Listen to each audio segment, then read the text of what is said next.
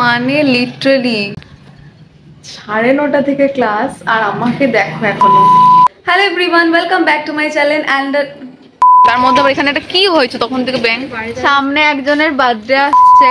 Hello everyone, welcome back to my channel and a new blog. খাওয়া দাওয়া করে আমি এখন বেরিয়ে যাবো কলেজে, আর টাইম হয়ে গেছে। আরে তুই যা রে। এই দেখো শীতকাল চলে এসেছে আর বেগুন পোড়া মুড়িও শুরু হয়ে গেছে। একদম রেডি, এবার বেরিয়ে যাব। আর আমার বেরোনোর টাইমে একটা নখে, এই নখটাতে এত জোরে লাগলো স্কুটিতে।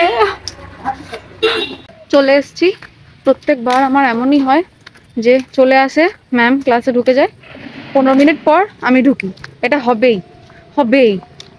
গড, তাড়াতাড়ি যাই বাবা, নাহলে আমার 12টা বাজবে আজকে।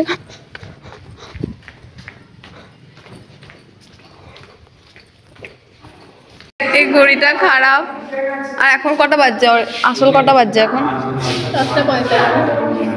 10:45 বাজছে আর এইখানে বাজছে 11টা। আর প্রত্যেকবার আমরা এটাকে দেখে কষ্ট পাই। আমরা ভাবি যে হয়তো ক্লাস শেষ হয়ে গেছে। দেখা যাচ্ছে? জানি না, আমি দেখতে পাচ্ছি। দেখা যাচ্ছে। আমরা ভাবি যে ক্লাস শেষ হয়ে গেছে, মানে অনেক লেট হয়ে গেছে ভাবি, বা হয়তো ভাবি যে 10:30 বাজছে, কিন্তু তারপরে দেখি যে 10:30টাই বাজেনি। যখন আসল টাইমটা দেখি তখন দেখতে পাই যে এখনো কতক্ষণ ক্লাস করতে হবে। যা কষ্টটা হয় না সত্যি।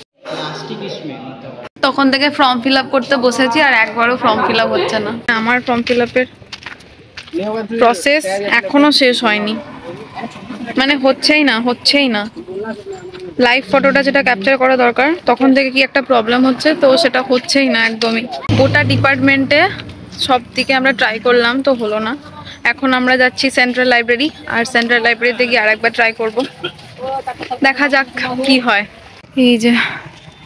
এই হচ্ছে আমাদের সেন্ট্রাল লাইব্রেরি। এখানে আমাদেরকে এখন ব্যাগ রাখতে হবে। আমি এটা বের করে, লাইব্রেরি কার্ড কোথায় গেল আমার আবার? আচ্ছা সিটি জাস্ট আসি ইন্টার দিছি থোড়াসা জোনাল ওকে। রিডিং জোনে এসে চুপচাপ বসে থাকতে হচ্ছিল, কারণ এখানে কথা বলা যাবে না, সবাই পড়া করছে। আর লাইভ ফটো ক্যাপচার করতেও টাইম লাগছিল, কারণ 5 মিনিটে 3বারই অ্যালাউ করছিল। এখনো পর্যন্ত হচ্ছে না, হয়নি। কখন থেকে ট্রাই করলাম এতক্ষণ ধরে, হলো না তো হলোই না। মানে আমার সঙ্গেই তো এগুলো হবে, আর কার সঙ্গেই বা হবে? মানে সিরিয়াসলি বলছি, আমি যদি আগে জানতাম না যে লাইফে এই ফর্ম ফিল আপ করাতেও এত প্রবলেমে পড়তে হয়, তাহলে সত্যি বলছি আমি করাতাম না। বিশ্বাস করো, আমি করাতাম না। কখন থেকে ট্রাই করছি, লাইভ ফটো ক্যাপচারই হচ্ছে না। এতবার করে করালাম, স্টিল সেই সেম প্রবলেম, বারবার একই প্রবলেম। ব্যাকগ্রাউন্ড ঠিক করা হচ্ছে তো ফেস ক্লিয়ার আসছে না, ফেস ক্লিয়ার আসছে তো ব্যাকগ্রাউন্ড ক্লিয়ার থাকছে না। তারপর আবার 5 মিনিটের মধ্যে 3বার করতে হবে, মানে যাতা। চলো এবার অন্যদিকে একটু যাই, কারণ প্রীতির একটু কাজ আছে, তো লেট হয়ে গেল অনেকটা। এক তো আমার এতক্ষণ ধরে আমি ওয়েট করছি, জলও খাইনি, কখন থেকে খুব জল তেষ্টা পেয়েছে।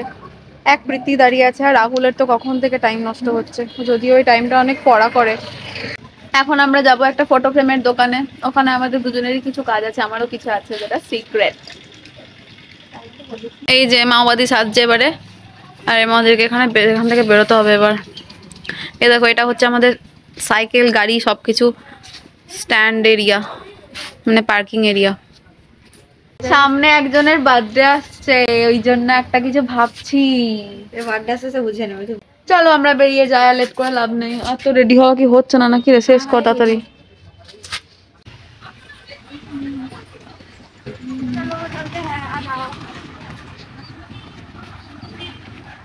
আমরা একটা ফ্রেমের দোকানে এলাম, আর এখানে ও ফ্রেম দেখছে, ও মাকে একটা গিফট দেবে, সেটার জন্য। এটা কি নেবো?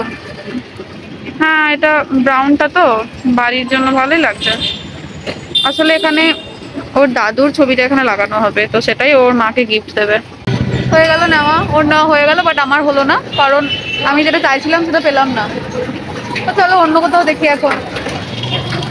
আর আমরা যে দোকানটাতে ছিলাম ওটা হচ্ছে একদম মনমোহিনীর সামনেই, এই যে এই দোকানটাতে। চলো হয়ে গেল নেওয়া, এবার আমরা বাড়ি চলে যাবো। ওকে নামিয়ে দিয়ে তারপরে আমিও বাড়ি চলে যাব। চলো। বোলপুরে আমার এক সপ্তাহ পর থেকে বাজে লাগতে শুরু করেছিল, যদি এখন আমার ভালো লাগে না। বোলপুর থেকে বেরোলেই মনে হয় শ্বাস নিতে পারছি।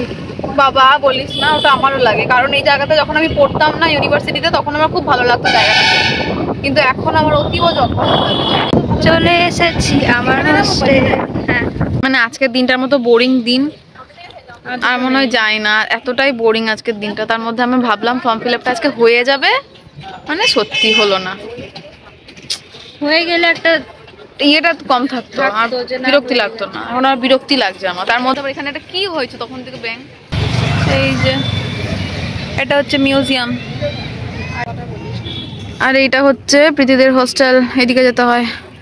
হোস্টেলের পাশেই হচ্ছে এইদিকে ছাতিমতলা, যেখানে ৭ই পৌষ অনুষ্ঠান হয়। মেলার প্রথম দিনটা না, আরম্ভ এখান থেকে। হ্যাঁ মানে শুরুটা এখান থেকেই হয় আর কি।